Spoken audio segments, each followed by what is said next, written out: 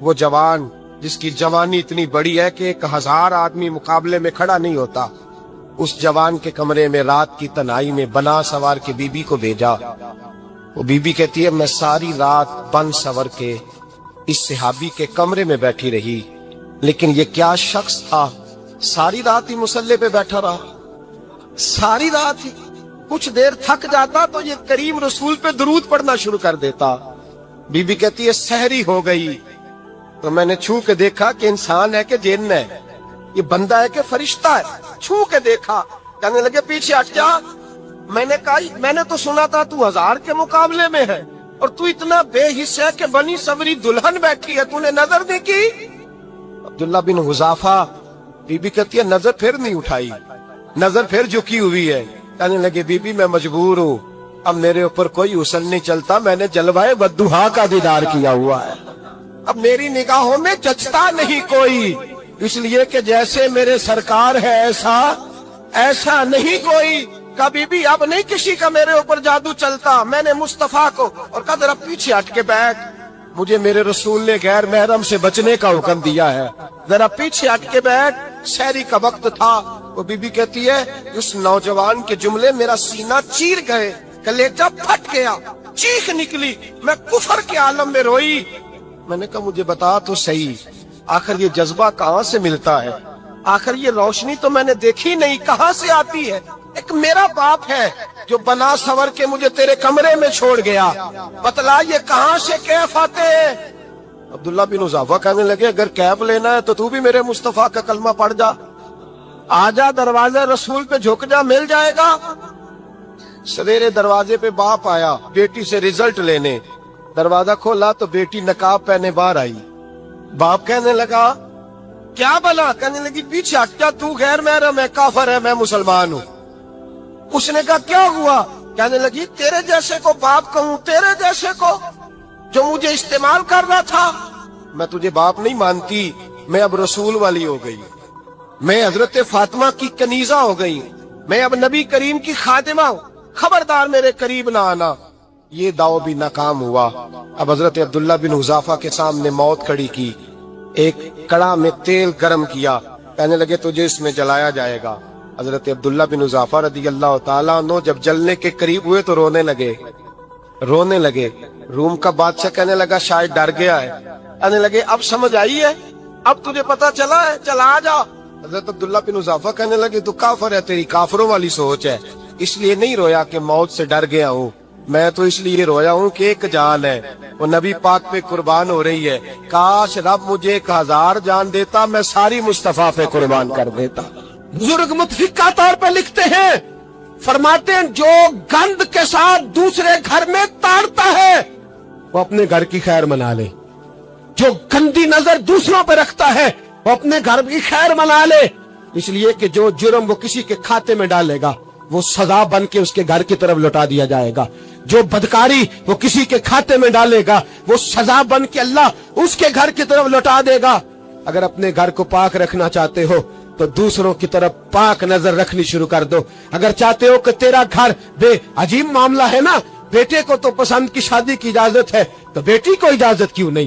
اگر تیرا بیٹا پسند کی شادی کرے گا تو یاد رکھنا پھر جب کسی کی بیٹی یہ لفظ بولتی ہے پھر عزتوں کے جنازے نکلتے ہیں، پھر اوریانی فحاشی کا جو ہے وہ کلک لگتا ہے ماتھے پر، پھر یاد رکھنا چاروں جانب سے رسوائیاں تیرا نصیبہ ہوتی ہے۔ اگر تو بیٹی کو روکنا چاہتا ہے تو بیٹے کا ہاتھ پکڑ، اگر تو بیٹی کو صاف رکھنا چاہتا ہے تو بیٹے کو شرم و حیا کی چادر اڑا، اگر تو بیٹیوں کے کردار کی حفاظت کرنا چاہتا ہے تو پہلے بیٹے کو پابند شریعت بنا۔ ایک بہت بڑا گناہ بدنگاہی کا گناہ ہے۔ آپ کو پتہ ہے ہمارے ملک کے اندر بدکاری، زنا اور بے حیائی کی شرح کتنی بڑھتی جا رہی ہے، کس قدر بڑھتی جا رہی ہے۔ وہ لوگ جو نکاح کر لیتے ہیں وہ بھی اپنی نگاہوں کو، میں اکثر کہتا ہوں، حضور نے فرمایا نکاح آدھا ایمان ہے، جس نے نکاح کر لیا اس کا ایمان مکمل ہو گیا، تو جو نکاح کے بعد بھی باز نہ آیا میں اس کو بے ایمان نہیں کہتا، لیکن نبی پاک نے فرمایا جو نکاح کر لے اس کا ایمان ہے، بولیے ایمان، محفوظ ہو گیا اس کا ایمان، سارے بولیے ایمان، اور جو پھر بھی باز نہ آئے، حضور کہہ رہے ایمان مکمل ہو گیا، اور جو نہ باز آیا کیا فتویٰ دیا جائے حدیث کی روشنی میں؟ میرے نبی پاک کی بارگاہ میں عورتیں آئیں توبہ کرنے، بیعت کرنے، مسلمان ہونے، تو حضور بیعت لیتے وقت فرمانے لگے میرے ساتھ وعدہ کرو، جھوٹ نہیں بولو گی، غیبت نہیں کرو گی، زنا نہیں کرو۔ ایک عورت بول پڑی، کہنے لگی یا رسول اللہ صلی اللہ علیہ وسلم میں مسلمان تو نہیں پر خاندانی ہوں، میرے گھر والوں کے ذہن میں بھی کبھی زنا کا خیال نہیں آیا، ہم تو اسے خاندانوں کے وقار کے خلاف سمجھتے ہیں۔ روز بری نظر سے کسی کو دیکھنا اور کسی کے بارے میں غلط باتیں، ناراض نہ ہونا۔ بہت سارے بوڑھے بھی لذت لے لے کے جرم بیان کرتے ہیں، گناہ بیان کرتے ہیں، غلط باتیں کرتے ہیں، کسی عورت کے بارے میں تبصرہ کرتے ہیں۔ کیا سمجھتے ہیں مرد اور عورت معاذ اللہ تعالیٰ ایک کمرے میں جا کے بدکاری کرے تو وہی زنا ہے؟ میری طرف دیکھیے اور جھانک کر کے سنیے کیا عرض کر رہا ہوں، ادھر دیکھیں میری طرف۔ نبی پاک صلی اللہ علیہ وسلم نے فرمایا زنا زبان کا بھی ہوتا ہے، زنا کان کا بھی ہوتا ہے، زنا آنکھ کا بھی ہوتا ہے۔ حضور کس طرح؟ فرمایا جس نے گند دیکھا اس نے آنکھ کا زنا کیا، جس نے لذت لے کے سنا چپ نہیں کرایا، پوری بات سنی، وہ بھی زانی ہے، اور جس نے گندی بات بولی وہ منہ کا زانی ہے، جس نے گند سوچا وہ دماغ کا زانی ہے۔ اور زانی کو سب سے پہلی سزا اللہ یہ دیتا ہے کہ سجدے کی لذت چھین لیتا ہے، عبادت کا سرور چھین لیتا ہے، اس کا نماز میں دل نہیں لگتا۔ قرآن میں سب سے پہلی سزا اسے اللہ اپنے دروازے سے دور کر دیتا ہے۔ ایک سنار نے گلی میں ایک یتیم چھوٹے سے بچے کو گھومتے دیکھا تو سنار بے اولاد تھا، بچے کو اٹھا کے گھر لے آیا۔ 18 سال اس بچے کی پرورش کی، اس کو پالا پوسا، جوان کیا۔ سنار کے پاس وہ دکان پہ چلا جاتا، وہ کئی دفعہ دکان پہ رہتا، کئی دفعہ گھر میں رہتا۔ ایک دفعہ وہ دکان پہ تھا، بچہ گھر تھا، 18 سال کا جوان، اس کی بیوی اکیلی تھی۔ وہ جس نے ماں بن کے پالا تھا اس نے اسی پہ حملہ کر دیا، اس کا بازو بری نیت سے تھاما، بیوی چیخی۔ تھوڑی دیر گزری تو وہ نوجوان پیروں میں بیٹھ گیا، کہنے لگا اماں پتہ نہیں مجھے کیا ہوا۔ شام کو سنار آیا، بیوی چیخنے لگی، چلانے لگی، کہنے لگی آج عجیب بات ہوئی، جس کو میں نے جگر کا خون دے دے کے پالا اسی نے گندی نظر ڈالی۔ سنار محو حیرت ہے، بیوی کا خیال تھا کہ لاٹھ اٹھائے گا، ڈنڈا اٹھائے گا، نوجوان کو مارے گا، لیکن وہ رونے لگ گیا۔ اس نے کہا اس نے میرا بازو تھاما ہے، جانے کیا کیا ہے۔ پریشان ہونے لگ گیا، سجدے میں گر گیا، کہا تو بتاتا کیوں نہیں؟ تو وہ سنار کہنے لگا اس کی غلطی نہیں، 18 سال کے بعد آج مجھ پر بھی شیطان سوار ہوا تھا۔ ایک عورت آئی تھی، وہ اپنے بازوؤں میں چوڑیاں پہننا چاہتی تھی تو میں نے بھی گندی نظر سے ہاتھ ڈالا تھا، رب کریم نے مجھے فوراً اس کی سزا دی۔ جن کے گھروں میں بیٹیاں ہوتی ہیں ان کی نظریں گندی نہیں ہوتی، جو بیٹیوں کے باپ ہوتے ہیں، جو بہنوں کے بھائی ہوتے ہیں، ان کی نظریں گندی۔ اور اگر تو ٹیلی فون کرتا ہے، تو کسی عورت کے ساتھ تعلق رکھتا ہے تو یہ بات لکھ لے، امام فخر الدین رازی 1، علامہ اسماعیل حقی 2، ملا جلال الدین رومی 3، امام خازن 4، امام جلال الدین سیوطی 5 حدیث کے استاد اور محدث لکھتے ہیں کہ اگر تو کسی پر گندی نظر ڈالے گا تو تیرا گھر بچ سکتا، یاد رکھ نہیں بچے گا، اس لیے کہ تیری نظر کسی کی بیٹی کو بیٹی سمجھ تاکہ تیری بچی کا پردہ قائم رہے، کسی کی بہن کو۔ یہ کیا بات ہوئی کہ تو جتنا مرضی گند معاشرے میں پھیلاتا رہے تیرا گھر بچا رہے؟ یہ کیسے ہو سکتا ہے؟ فَإِنَّ لَهُ مَعِيشَةً ضَنْكَ، اللہ فرماتے ہیں زندگی تنگ ہو جائے گی تیرے لیے مشکل، تو ڈھونڈتا پھرے گا کہ میں مرنے کو جگہ تلاش کروں۔ سچی توبہ کرے، کھری توبہ کرے۔ یہ گناہ انسان کو مجبور کر دیتے ہیں۔ حضرت عبداللہ بن مبارک رحمت اللہ تعالی علیہ، ان کے سینکڑوں شاگرد تھے، ایک شاگرد کے انتقال کا وقت آیا تو گھر گئے ملنے۔ آپ کہتے ہیں میں نے زور لگا لیا پر اس کی زبان پر کلمہ جاری نہیں ہوا۔ میں اسے کہتا کلمہ پڑھ پر اس کی زبان پر جاری۔ اللہ اکبر، بہت بڑی نعمت ہے۔ دعا فرمائیں اللہ ایمان کی موت عطا فرمائے، ایمان کی موت دے اللہ کریم، ایمان کی موت دے۔ ایسے بھی لوگ دیکھے ہیں، مسجد نبوی ہے، رسول اللہ کا شہر ہے، سر سجدے میں ہے، روح پرواز کر گئی، روح پرواز۔ کتنا نصیبوں والا ہے، کتنا نصیبوں والا ہے کہ مسجد نبی میں سر سجدے میں رکھا ہے۔ اور اللہ تبارک و تعالیٰ نے محبوب کے قدموں میں موت عطا فرمائی۔ تو حضرت عبداللہ بن مبارک کہتے ہیں میں نے اس کو کہا کلمہ پڑھ، تو اس کی زبان پہ جاری نہیں ہوتا۔ میں بار بار کہتا تو وہ منت کرتا، کہتا حضور میں کوشش کرتا ہوں جاری نہیں ہوتا۔ فرماتے میں پریشان ہو کے اٹھا، ابھی میں دروازے پہ پہنچا تھا، اس نے چیخ ماری اور روح پرواز کر دی۔ بچے رونے لگے، بیوی رونے لگی، تو میں نے اس کی بیوی سے کہا کہ یہ جرم کیا کرتا تھا، اتنا بڑا پاپی پہ کلمہ جاری نہیں ہوا۔ اس کی زوجہ کہنے لگی حضرت جی 2 گناہ تھے اس کے، ایک تو یہ شراب کا عادی تھا، روکتی تھی باز نہیں آتا تھا، اور دوسری بات یہ کہ یہ اپنی اماں کا نافرمان تھا، وہ 2 گلیاں چھوڑ کے رہتی ہے، یہ کبھی ملنے نہیں گیا تھا، اس بوڑھی کا کلیجہ اس کی طرف سے بڑی تکلیف میں تھا۔ تو حضرت عبداللہ بن مبارک کہنے لگے جا تو بھی دعا کر، اور اس کی ماں کو بھی کہہ دعا کرے کہ یہاں تو یہ کلمہ نہیں اسے نصیب ہوا، اللہ کرے اللہ آخرت کی منزلیں اس کی بہتر فرما دے۔ حضور نے فرمایا جب کوئی بندہ کہتا ہے نا اللہ میں بھول گیا تھا، اور پھر وہ توبہ کرتا ہے تو رب اس کی توبہ کو فوراً ہی قبول فرما لیتا ہے۔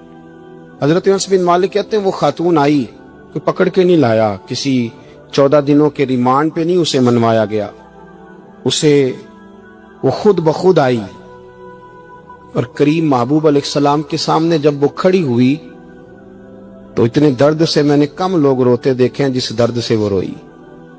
عرض کرنے لگی حضور میں غلطی کر بیٹھی ہوں، مجھ سے زنا ہو گیا، مجھے پاک کر گئی۔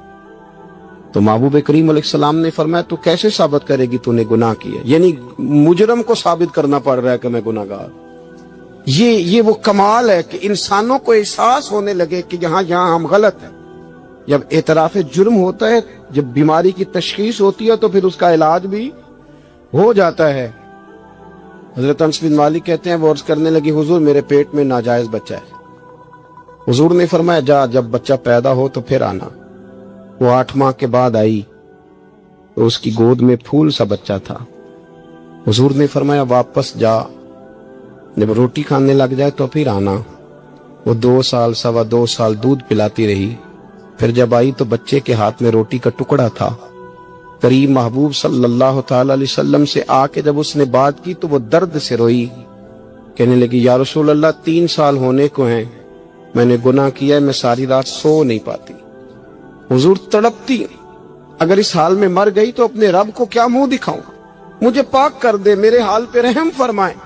محبوب کریم صلی اللہ علیہ وسلم نے بچہ ایک صحابی کو دیا، فرمایا بچوں کی طرح پالنا، اور کہا اسے لے جاؤ، پتھر مار مار کے اسے سنسار کر دو۔ صحابہ کہتے ہیں اسے پتھر لگ رہے تھے اور حضور بے چینی کے ساتھ ٹہل رہے تھے۔ آ کے خبر دی حضور وہ تو وصال کر گئے، انتقال ہو گیا۔ فرمایا یہاں تک تو بات اس کی تھی۔ حضرت انس بن مالک کہتے اب محبوب کریم نے صحابیات سے فرمایا اسے غسل دو، کفن پہناؤ، جنازہ تیار ہو جائے تو مجھے خبر کرنا۔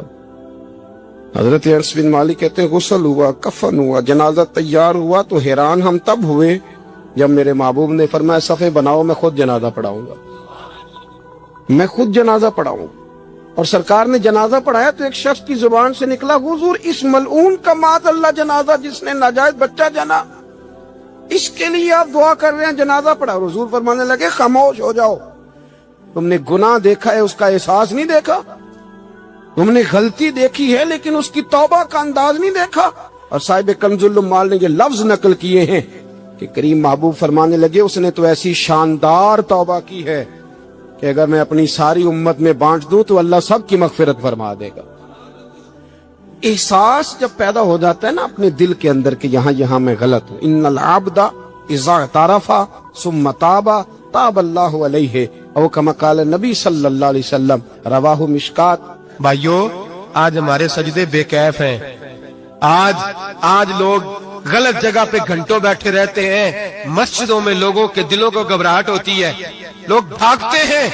میرے نبی پاک نے فرمایا تو نظر کو پاک کر لے، اللہ تیری عبادت میں لذت پیدا فرما دے گا۔ میرے بھائی یاد رکھ لیں اور سن لیں، سب سے کمزور آدمی وہ ہے جس کا ذہن پاک نہیں، سب سے کمزور آدمی وہ ہے جو کردار کا غلط ہے۔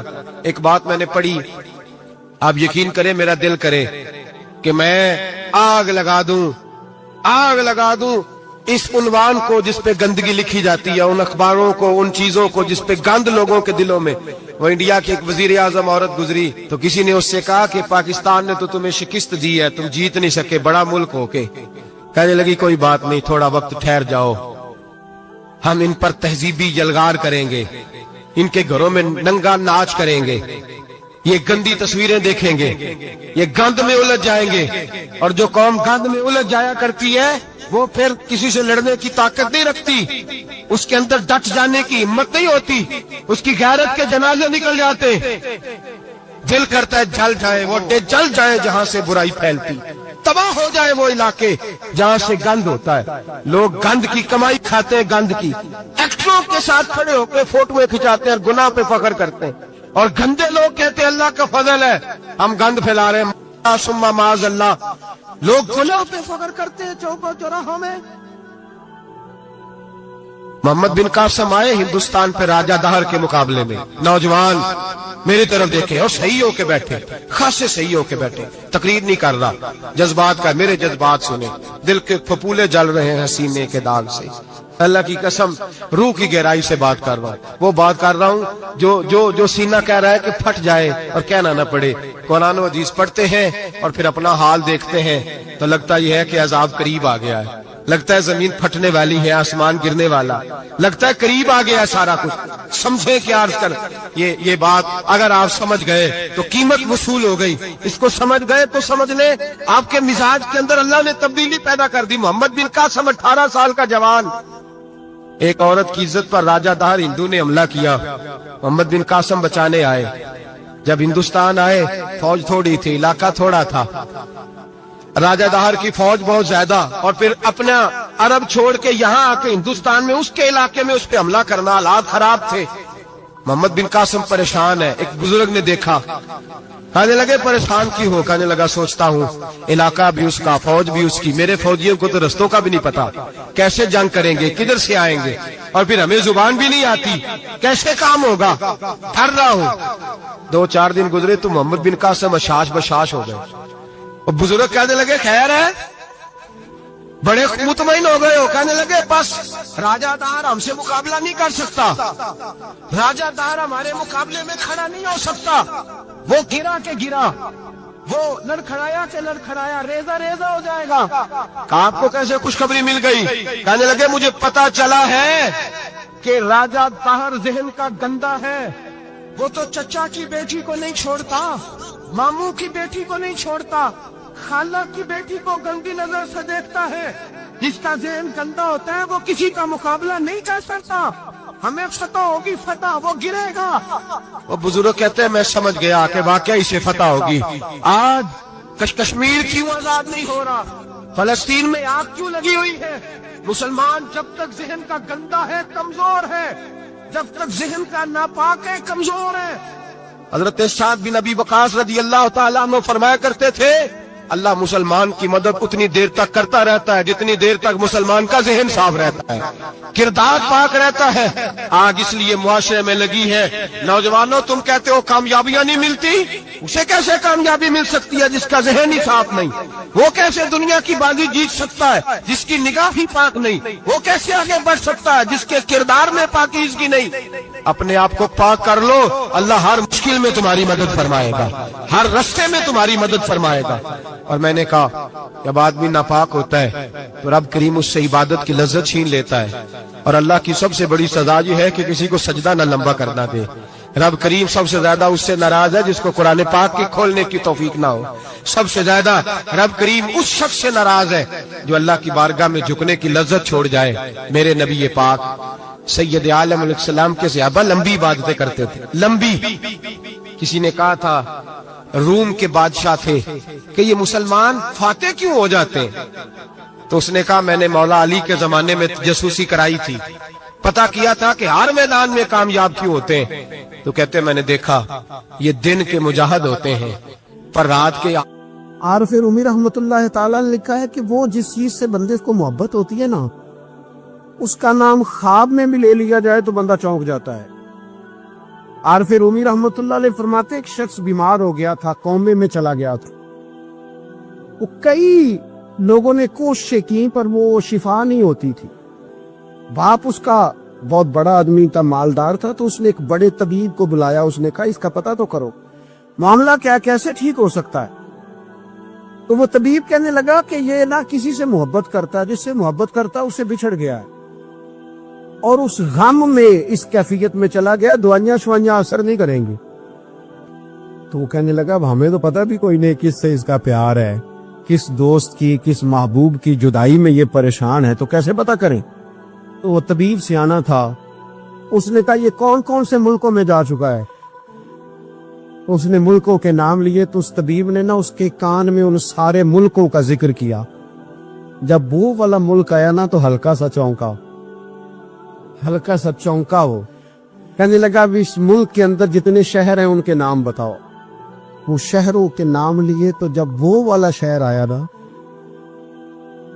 तो वो जरा थोड़ा सा ना और चौंका।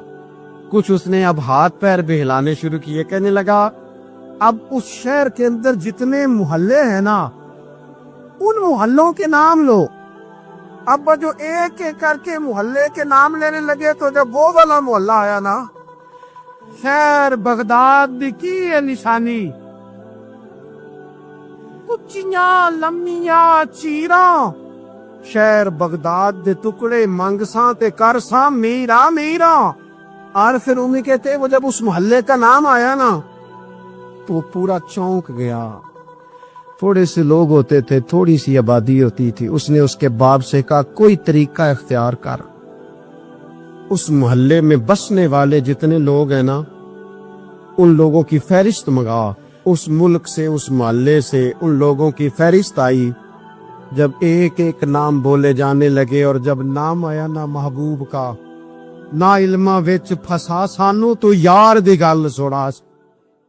और जब नाम आया ना उस महबूब का तो पहले उसके हाथ कांपे, फिर उसकी नजर फड़की, फिर उसकी आंखों में आंसू आए और फिर उसने आंखें खोल के हाथ थामा अपने बाप का और रो के कहने लगा बाबू आया है, वो यहाँ है, मुलाकात हो जाएगी।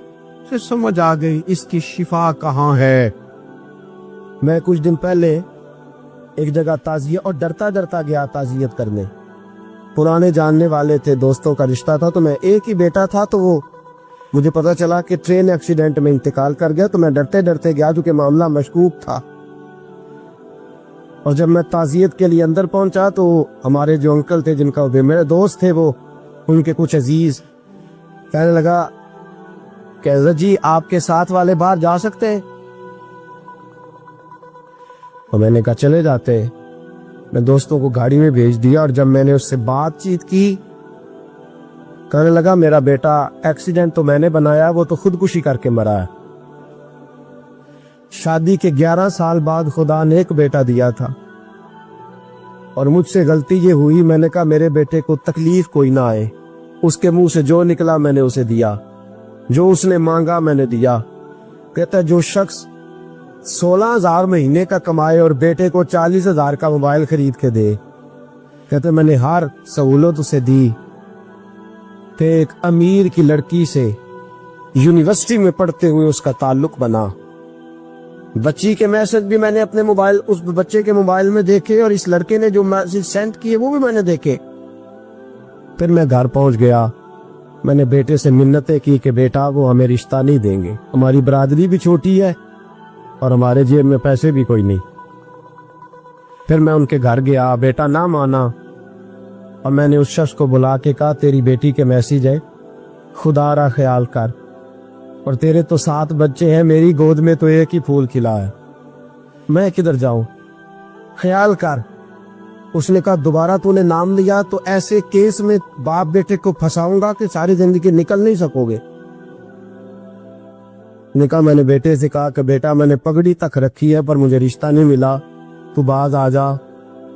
कहने लगा 3 रातें मेरा बेटा सोया नहीं और मुझे कहने लगा हजरत जी वो 4थी रात सोया है तो दोबारा उठा नहीं, मुझे कहने लगा मुझे इजाजत दो कि मैं इस बेटी को भी कत्ल कर दूं और इसका बाप भी कत्ल कर दूं, मेरा तो घर उजड़ गया ना। वो कहने लगा मैं کبھی کبھی دوستوں کے پاس جا کے رات گزار لیتا ہوں اور میں اپنے دل کو سکون لے لیتا ہوں، لیکن اس کی ماں اس کے جوتے سینے سے لگائے پھرتی ہے، اس کی اماں اس کے پرانے کپڑے لے کے سینے سے لگائے پھرتی ہے۔ کہنے لگا حضرت جی کوئی کوشش کرو، کوئی دعا کرو کہ اللہ مہربانیاں کرے۔ میں کہہ تو نہیں سکا ان سے، لیکن میرے دل میں خیال آیا کہ کس نے کہا تھا کہ بچہ یونیورسٹی میں کو ایجوکیشن میں داخل کراؤ، کس نے کہا تھا کہ اس کے ہاتھ میں آگ کا انگارہ دو۔ میرے دوست، آپ تیز آگ جلا کے اس کے قریب مکھن رکھو اور پھر مکھن سے کہو کہ ڈلنا نہ، پھر مکھن سے کہو کہ پگھلنا نہ۔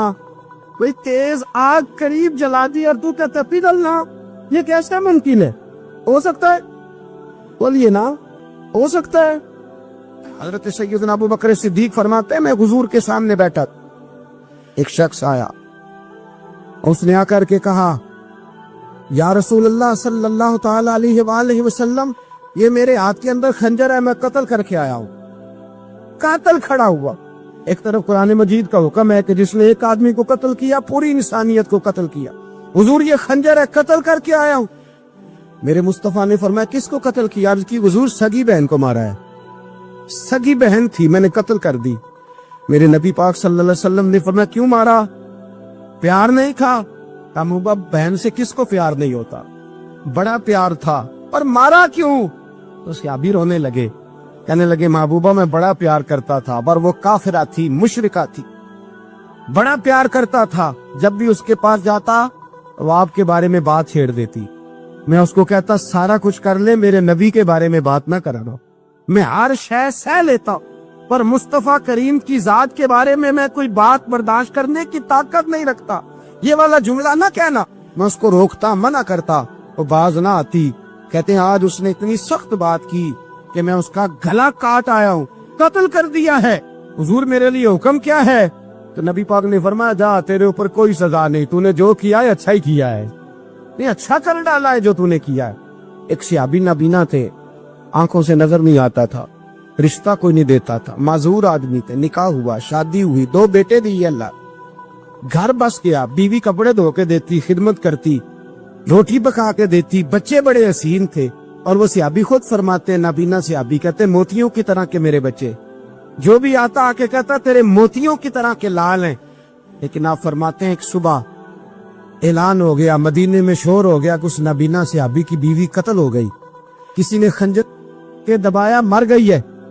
کہتے ہیں اس کے لواحقین اکٹھے ہوئے، در رسالت مآب پہ آئے، آگے کہنے لگے حضور ہمارا قاتل ڈھونڈ کے دیں، ہماری بیٹی کو کس نے مارا؟ میرے رسول پاک نے مجمع پہ نظر ڈالی، فرمایا بھائی مجھے کہنے کی ضرورت نہ پڑے، اگر قاتل موجود ہے تو خود اٹھ جائے۔ خود اٹھے، وہ نبینا صحابی بیچ میں سے اٹھ کے کھڑے ہو گئے، کہنے لگے سونیا قاتل کوئی بار نہیں، میں خود قاتل ہوں، میں نے مارا ہے، میں قاتل ہوں، میں نے مارا ہے۔ مصطفیٰ کریم سید عالم صلی اللہ علیہ وسلم نے فرمایا تجھے تو اس کی بڑی ضرورت تھی، بڑی حاجت تھی، تیری بیوی تھی، تیرا گھر سنبھالتی تھی، تیرے بچے تھے۔ صحابی عرض کرنے لگے حضور سارا کچھ ٹھیک تھا، پر وہ آپ کی بے ادب تھی، حضور اس کے آنے سے میرا گھر بس گیا، روٹی پکنے لگی، کپڑے ملنے لگے، اولاد ہونے لگی، میں دنیا پہ آ گیا، لیکن محبوبہ میں نے وہ سخ کیا کرنے ہیں جو تیری بے ادبی پر تعمیر کیے جائیں۔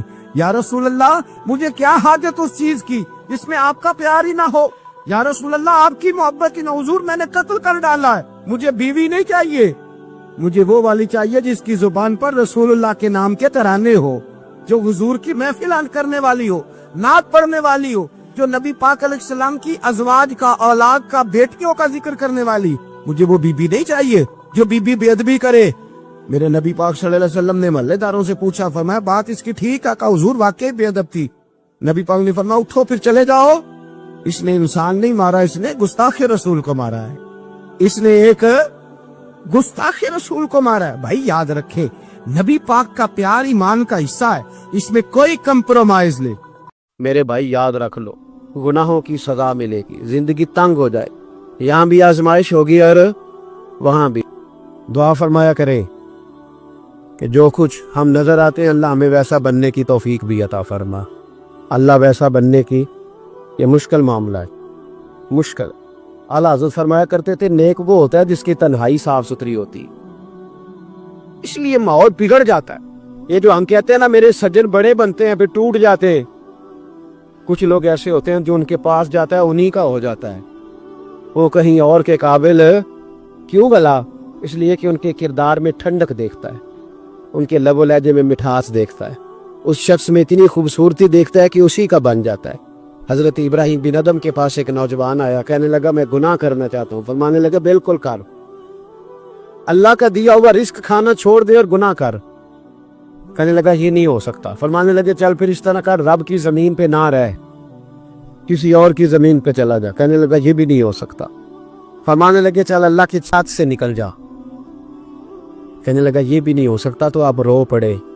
फरमाने लगे फिर जनाब इज़राइल जब आए तो उनसे कहना मुझे 2-3 साल की मोहलत दे दे, पिछली मेरी गुनाहों में गुजर गई, मैं ज़रा 3 साल इबादत कर लूँ।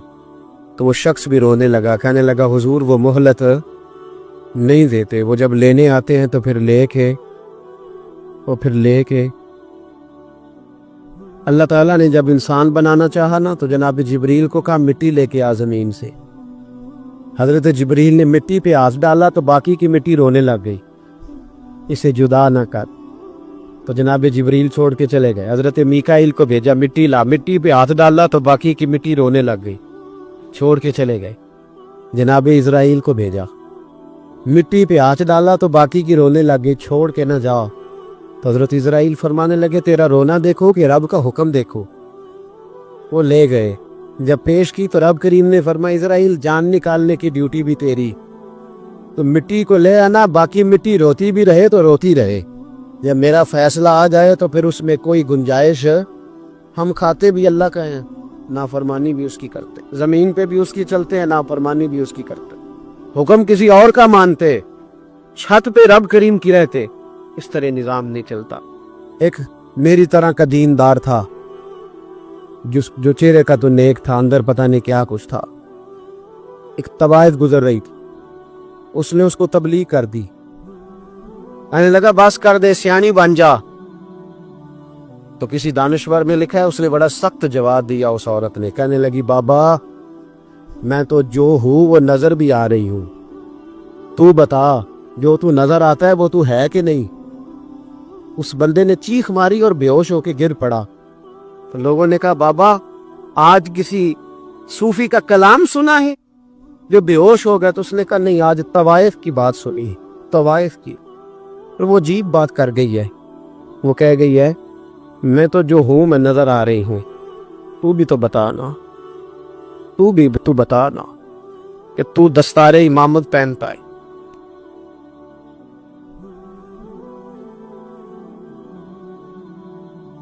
तू बता, तू जो कहलाता है तू वो है कि नहीं। ये वकाल अल इंसानु माला, ये राज क़यामत में खुलेगा। हम जो कुछ बता रहे हैं ना अपनी जुबानों से, हमें अपने गुनाहों का एहसास होना चाहिए। ऐसा ना हो कि जब सजा मिले तो फिर इस तरह की मिले कि दोबारा किसी को कोई मुंह दिखाने के काबिल न रहे।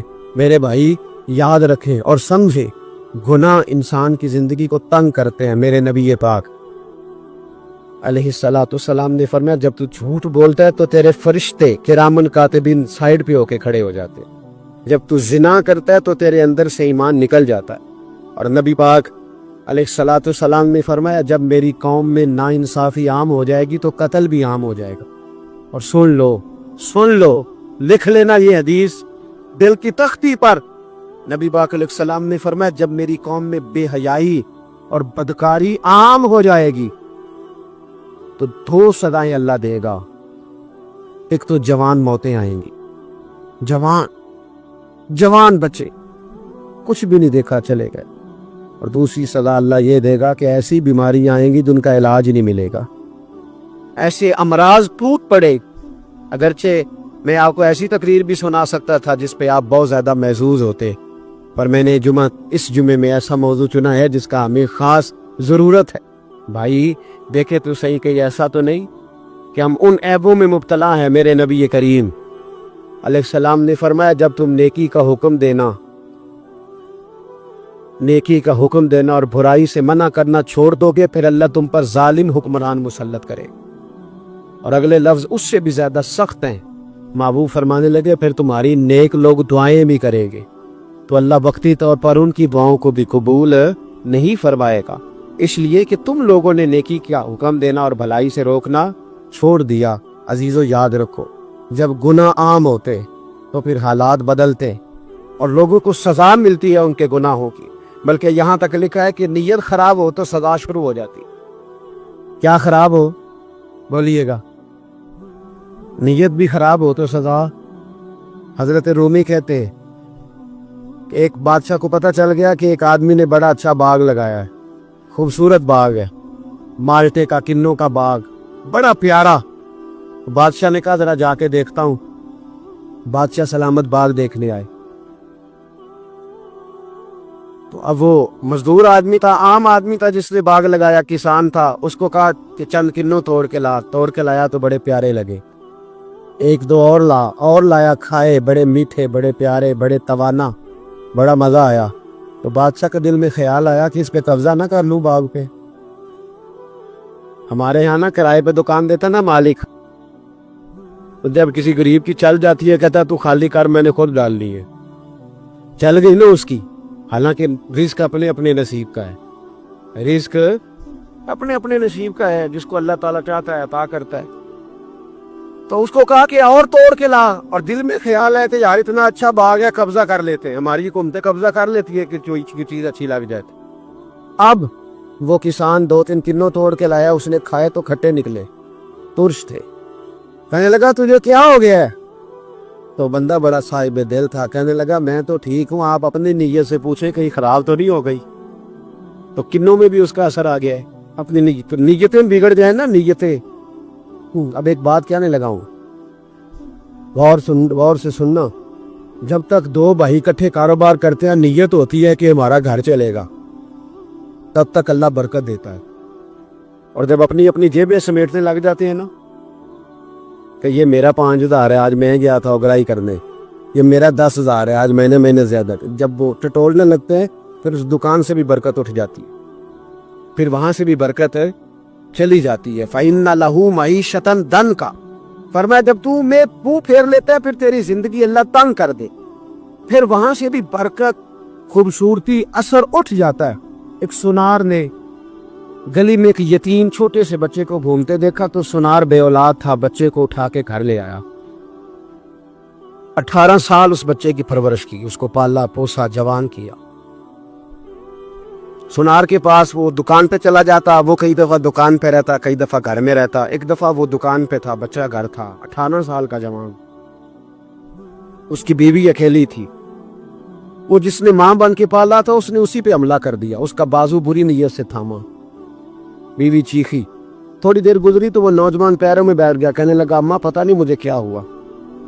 شام کو سونار آیا، بیوی چیخنے لگی، چلانے لگی، کہنے لگی آج عجیب بات ہوئی، جس کو میں نے جگر کا خون دے دے کے پالا اسی میں گندی نظر ڈالی. سونار محو حیرت ہے. بیوی کا خیال تھا کہ لات اٹھائے گا، ڈنڈا اٹھائے گا، نوجوان کو مارے گا، لیکن وہ رونے لگ گیا. اس نے کہا آج اس نے میرا بابو تھا، میں جانے کیا کیا ہے. پریشان ہونے لگ گیا، سجدے میں گر گیا. کہا تو بتاتا کیوں نہیں؟ تو وہ سونار کہنے لگا اس کی غلطی نہیں. 18 سال کے بعد آج مجھ پر بھی شیطان سوار ہوا تھا. ایک عورت آئی تھی، اپنے بازوؤں میں چوڑیاں پہننا چاہتی تھی تو میں نے بھی گندی نظر سے ہاتھ ڈالا تھا. رب کریم نے مجھے فوراً اس کی سزا دی. ان کے گھروں میں بیٹیاں ہوتی ہیں، ان کی نظریں گندی نہیں ہوتی. جو بیٹیوں کے باپ ہوتے ہیں، جو بہنوں کے بھائی ہوتے ہیں، ان کی نظریں گندی. اور اگر تو ٹیلی فون کرتا ہے، تو کسی عورت کے ساتھ تعلق رکھتا ہے تو یہ بات لکھ لے، امام فخر الدین رازی 1، علامہ اسماعیل حقی 2، ملا جلال الدین رومی 3، امام خازن 4، امام جلال الدین سیوطی 5 حدیث کے استاد اور محدث لکھتے ہیں کہ اگر تو کسی پر گندی نظر ڈالے گا تو تیرا گھر بچ سکتا، یاد رکھ نہیں بچے. اس لیے کہ تیری نظر کسی کی بیٹی کو بیٹی سمجھ تاکہ تیری بچی کا پردہ قائم رہے. کسی کی بہن کو، یہ کیا بات ہوئی، کہ تو جتنا مرضی کاند معاشرے میں پھیلاتا رہے تیرا گھر بچا رہے، یہ کیسے ہو سکتا؟ فَإِنَّ لَهُ مَعِيشَةً ضَنْكًا، اللہ فرماتے ہیں زندگی تنگ ہو جائے گی تیرے لیے مشکل، تو ڈھونڈتا پھرے گا کہ میں مرنے کو جگہ تلاش کروں۔ سچی توبہ کرے، کھری توبہ کرے۔ یہ گناہ انسان کو مجبور کر دیتے۔ حضرت عبداللہ بن مبارک رحمۃ اللہ تعالی علیہ، ان کے سینکڑوں شاگرد تھے، ایک شاگرد کے انتقال کا وقت آیا تو گھر گئے ملنے۔ آپ کہتے ہیں میں نے زور لگا لیا پر اس کی زبان پر کلمہ جاری نہیں ہوا۔ میں اسے کہتا کلمہ پڑھ پر اس کی زبان پر جاری۔ اللہ اکبر، بہت بڑی نعمت ہے۔ دعا فرمائیں اللہ ایمان کی موت عطا فرما، ایمان کی موت دے اللہ کرے، ایمان کی موت دے۔ ایسے بھی لوگ دیکھے ہیں، مسجد نبوی ہے، رسول اللہ کا شہر ہے، سر سجدے میں ہے، روح پرواز کر گئی، روح پرواز۔ کتنا نصیبوں والا ہے، کتنا نصیبوں والا ہے کہ مسجد نبی نے سر سجدے میں رکھا ہے اور اللہ تبارک و تعالیٰ نے محبوب کے قدموں میں موت عطا فرمائی۔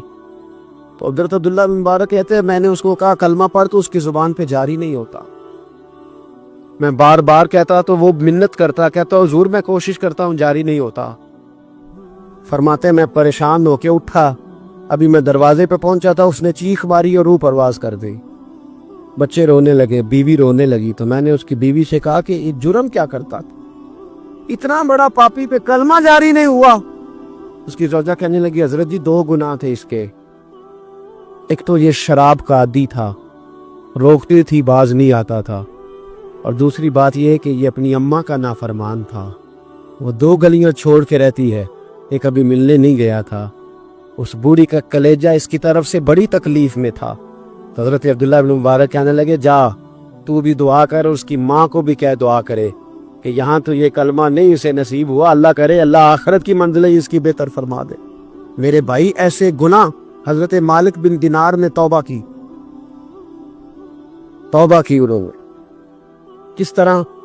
فرماتے میں نشے کا عادی تھا، کسی نے مجھے کہا کہ بطور دوائی شراب پی لو تو میں نے پی لی، نشے کا عادی تھا، شراب پیتا تھا۔ اللہ تعالیٰ نے بڑی منتوں اور کوششوں کے بعد ایک بیٹی عطا فرمائی، وہ بھی 2.5-3 سال کی ہوئی تو پردہ کر گئی۔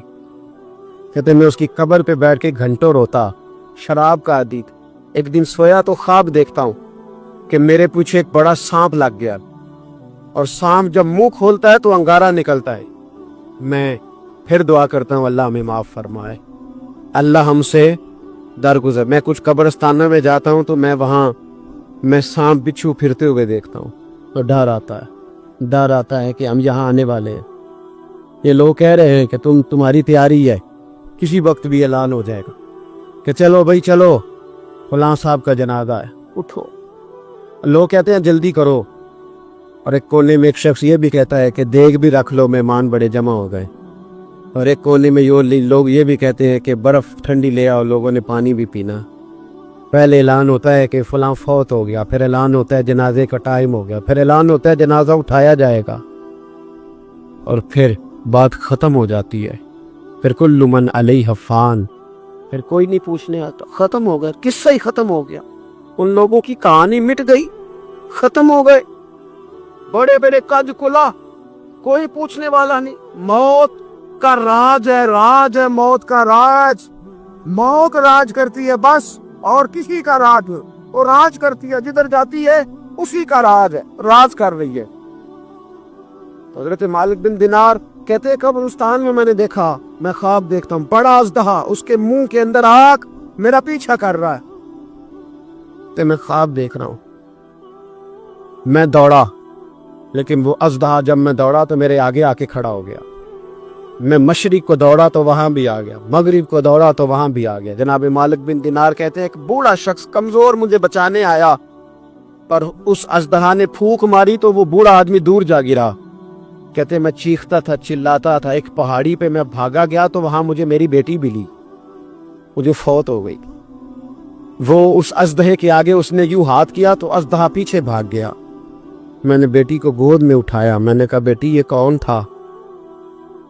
کہنے لگی ابا یہ تیرا برا عمل تھا، یہ تیرا برا عمل تھا، یہ تجھے کھا جاتا اگر میں نہ ہوتی۔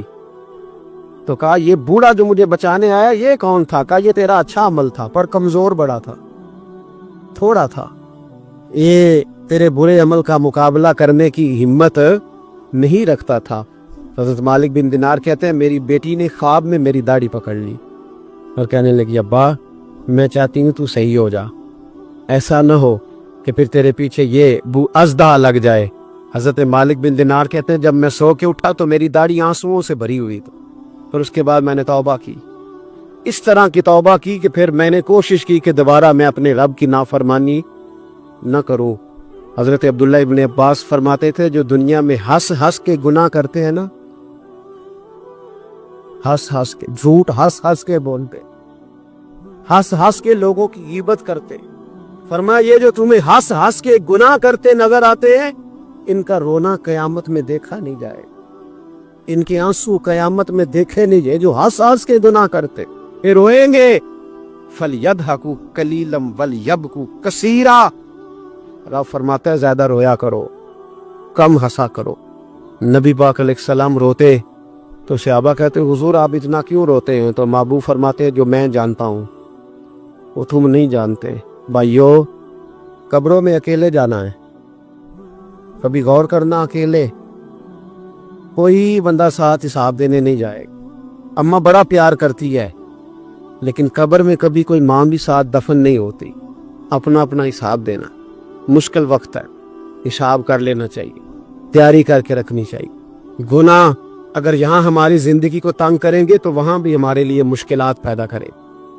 نبی کریم علیہ السلام نے فرمایا ہے کہ اللہ بڑا مہربان ہے، اللہ بڑا کریم ہے، اللہ بڑا ستار ہے، اور یاد رکھو جب کوئی اس کی ریٹ کو چیلنج کرے، جب کوئی اس کے قانون کو توڑے، جب کوئی اللہ کی اعلانیہ نافرمانی کرے، پھر رب کریم کی غیرت کو، اس کے عدل کو جوش آتا ہے، توبہ کرے سچی، مسجد کی حاضری دے پابندی کے ساتھ۔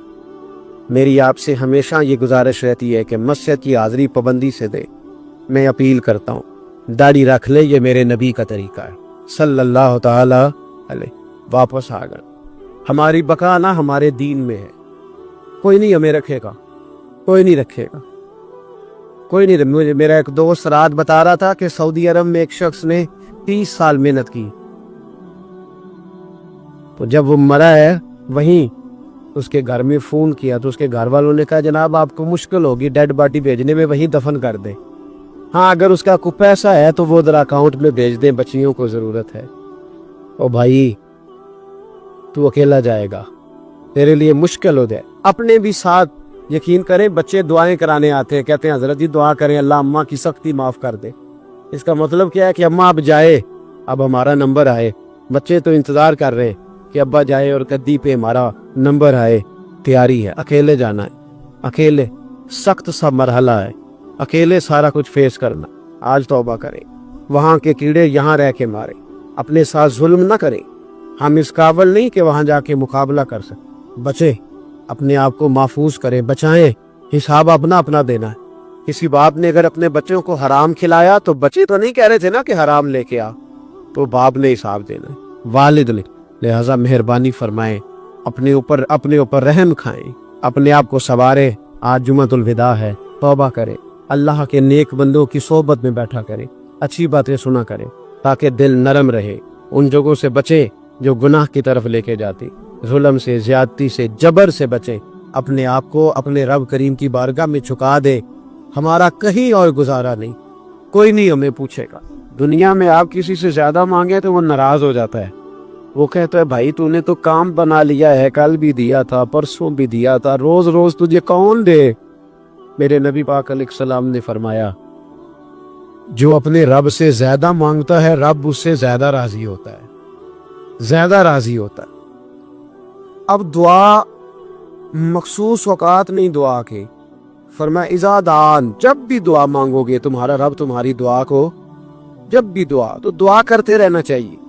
ہر وقت دعا میں بندہ شامل رہے، اللہ کے ذکر میں شامل۔ یہ جو قرآن مجید نے کہا نا یا ایھا الذین آمنوا اذکروا اللہ ذکرا کثیرا، اے ایمان والو اپنے رب کا ذکر کثرت سے کرو، وسبحوہ بکرۃ واصیلا، اور صبح و شام اسی کی پاکی بیان کرو۔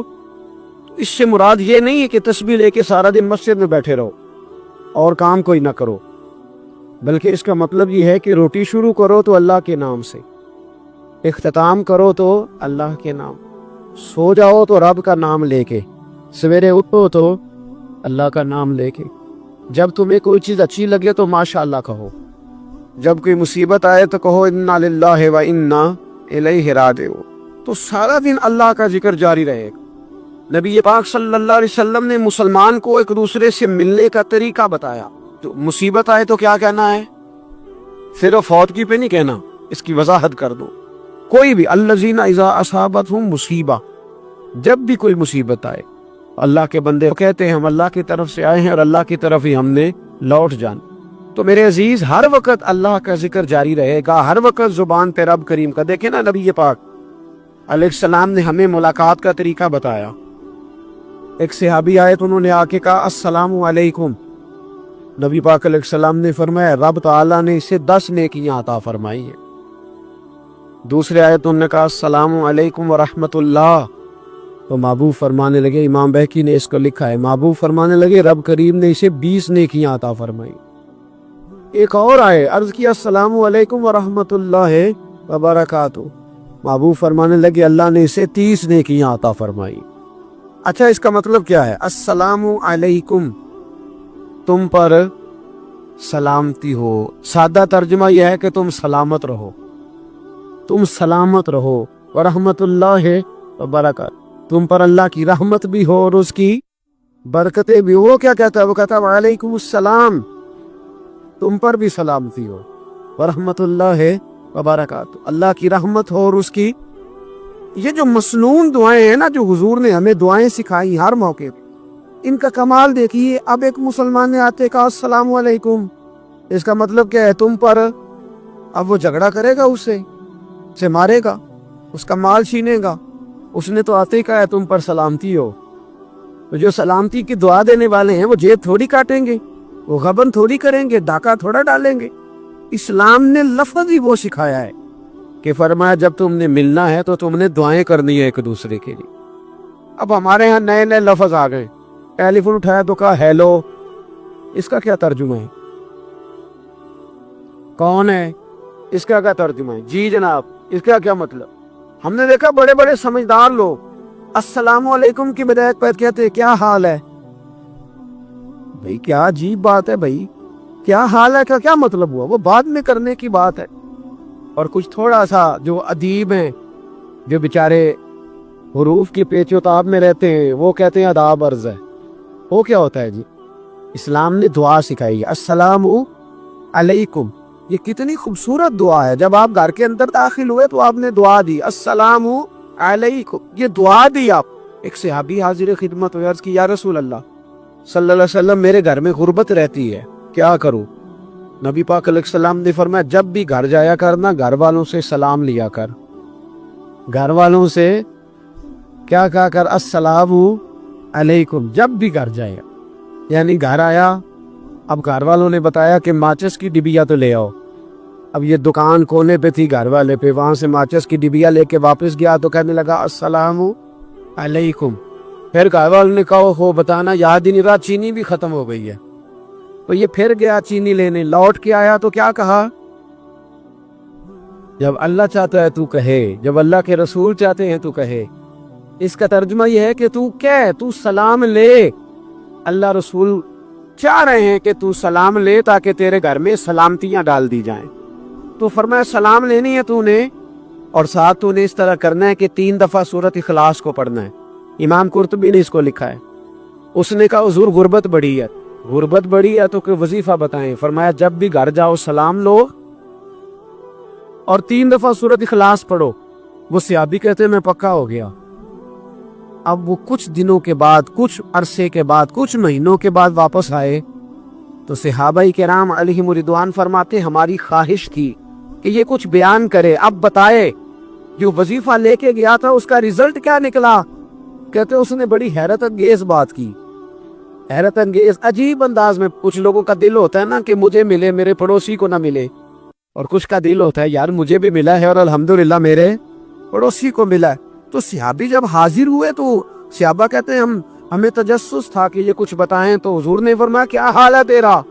کہا یا رسول اللہ کمال ہی ہو گئی ہے حضور، میں جب بھی گھر جاتا ہوں سلام لیتا ہوں اور 3 دفعہ سورت اخلاص پڑھتا ہوں، میں تو امیر ہو ہی گیا ہوں، میرے تو ہمسائے بھی امیر ہو گئے۔ کتنا پیارا ہے یہ جملہ، کتنا حسن ہے، اتنا اچھا لفظ کسی اور کے پاس ہے ہی نہیں جو الفاظ ہمیں ہمارے رسول نے عطا فرمائے۔ اس کو اپنائیے، اس کو اپنائیے۔ یہ الگ بات ہے کہ لوگ مطلب کے لیے سلوٹ کر لیتے ہیں بڑا سارا، لیکن مطلب کے لیے نہیں۔ جس کو جانے اس سے بھی سلام لیں، جس مسلمان کو نہیں جانتے اس سے بھی۔ تو نبی پاک نے ہمیں مسنون دعائیں سکھائیں۔ حضرت رابعہ بصریہ رحمت اللہ علیہا آپ تشریف لے گئیں حج کرنے، جس دن واپس آئیں اپنا اونٹ کہہ گئی جاتی دفعہ، کہنے لگی اللہ میں تیرے حوالے کر کے جا رہی ہوں، اور بسم اللہ توکلت علی اللہ، بھروسہ بھی تیری ذات پہ۔ جس دن واپس آئی نا اسی دن کسی نے بتایا کہ اماں آج ہی تیرا اونٹ مر گیا ہے، تو اٹھ کے سرانے کھڑی ہو کے کہنے لگی مولا میں تو تیرے نام پہ تیرے پہ بھروسہ کر کے گئی تھی، تیرے حوالے میں تو تیرے گھر گئی تھی۔ تو لوگ کہتے ہیں اماں کے منہ سے لفظ نکلے تو اونٹ زندہ ہو کے کھڑا ہو گیا ہوں۔ اماں کہنے لگی نہیں تمہیں غلطی لگی ہے، مرا ہی نہیں تھا، پہلے سے موجود تھا، وہ اپنی کرامت بھی نہیں ظاہر ہونے دی۔ تو بھائی گھر سے نکلے تو کس لفظ پر کہ یا اللہ میں تیرے بھروسے پہ نکل رہا ہوں، میں اس کے 2 فائدے ہوں گے۔ ایک تو آپ اللہ کی امان میں جا رہے ہیں، اللہ کی امان میں آ رہے ہیں، اور دوسرا جس گھر کو آپ چھوڑ کے جا رہے ہیں اسے بھی اللہ کی امان میں دے کے جا۔ تو کتنا لذت والی دعا ہے جو نبی کریم علیہ السلام نے ہمیں سکھائی۔ اب ذرا حدیث سنے خوش ہو کے، دیکھیں حضور نے دعا سکھائی، فرمایا جب دیکھ لو نا کسی کو ہنستا ہوا، کیا کرتا ہوا؟ ماشاءاللہ، اب تو ہنسنے لگے۔ جب کسی کو ہنستا ہوا دیکھو تو کہا کرو اضحک اللہ سنک۔ یہ دعا یہ بخاری ہے، فرمایا دعا مانگا کرو جب کسی مومن کو ہنستے ہوئے دیکھو تو دعا مانگو اضحک اللہ سنک، اللہ تجھے ہنستا ہی رکھے، اللہ تجھے بولیے جل نہ جایا کرو کہ میں پریشان ہوں تو یہ ہنس کیوں رہا ہے، جھلا نہ کرو، بلکہ کیا کرو اللہ تجھے ہنستا رکھے، اللہ تجھے۔ نبی پاک صلی اللہ تعالی علیہ وآلہ وسلم نے فرمایا، ترمذی میں حضرت اسامہ بن زید رضی اللہ تعالیٰ عنہ سے حدیث مروی ہے، حضور نے فرمایا جس نے کسی کے ساتھ احسان کیا اور جس پر احسان کیا، اگر اس نے یہ دعا پڑھ دی نا جزاک اللہ خیرا، تو فرمایا اس نے اللہ کی بھی پوری حمد کر دی اور محسن کا صحیح شکریہ بھی ادا کر دیا۔ کیا کہنا ہے؟ جزاک اللہ، اللہ تجھے بہترین جزا عطا کرے۔ اس کا ترجمہ کیا ہے؟ اللہ تجھے بہترین، کیونکہ حضور فرماتے ہیں من لم یشکر الناس ولم یشکر اللہ، جس نے بندوں کا شکریہ ادا نہیں کیا اس نے اللہ کا بھی شکریہ ادا نہیں کرنا۔ تو کیا کہنا چاہیے؟ جزاک اللہ خیرا۔ اور اگر اماں کہتی ہو بچوں کو انگریزی سکھانی ہے تو کیا کہنا؟ پھر شکریہ ادا کرنے میں کیا کہنا ہے؟ Thanks, thank you. خدا کے اس کا ثواب کتنا ہے؟ بولے انگریزی ایک زبان ہے، اس کو زبان ہی رہنے دیں گے۔ ایک نوجوان نے مجھے بڑی گہری بات سنائی، میرا قریبی تعلق تھا، کہنے لگا گھر میں بڑا مسئلہ ہے، بڑی پریشانی ہے، ماں اور بیوی کا ماحول اتنا سخت ہو گیا ہے کہ نمٹ نہیں سکتا۔ آپ یقین کریں میں نے ڈیٹیل سے ساری چیز کو سٹڈی کیا، میرے پاس اتنا وقت نہیں ہوتا، پھر بھی میں نے اس فیملی کو پورا پڑھا تو غلطی نوجوان کی نکلی، نہ اس پہ اماں اعتبار کرتی ہے نہ بیوی اعتبار کرتی ہے۔ اس نے جھوٹ بول بول کے اس طرح کی ماحول پیدا کر دیا ہے کہ کوئی اس پر اعتماد کرنے کو تیار ہے۔ اگر آپ ناراض نہ ہو تو ایک بات کروں، پتہ ہے گھر میں ماحول کب خراب ہوتا ہے؟ باہر والے ہماری تقریر سنتے ہیں، گھر والے ہمارا عمل دیکھتے ہیں۔ جب وہ دیکھتے ہیں نا کہ یہ کس طرح کا شخص ہے، اس کے رویے، اس کا کردار، اس کا لب و لہجہ کتنا برا ہے اور یہ کردار کا کتنا کمزور ہے،